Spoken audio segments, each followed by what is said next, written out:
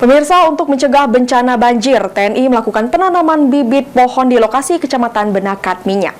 Wajahnya cerah-cerah ini di Bali hari ini.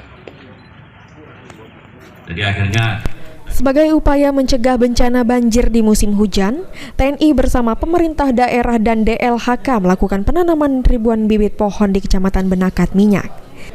Saat ini TNI Angkatan Darat memfokuskan diri untuk melestarikan lingkungan dengan menanam bibit pohon. Selain melestarikan lingkungan, pohon juga bisa mencegah terjadinya bencana alam.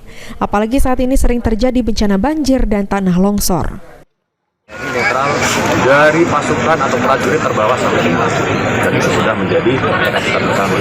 Kita mensukseskan pemilu, pilkada dan pilpres, termasuk pileg 2024 itu adalah cara TNI menjaga netralitas. Mengapa? Kita berada sebagai satuan ataupun sebagai organisasi tabua, tentu itu akan menghasilkan atau memproduksi biaya besar.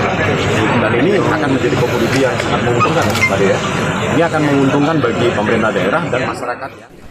TNI Angkatan Darat menargetkan untuk menanam pohon di luas lahan 5.000 hektar dan pohon yang ditanam merupakan bibit pohon buah atau yang bernilai ekonomis untuk masyarakat.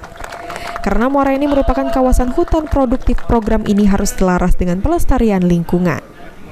Mardiansyah, PAL TV.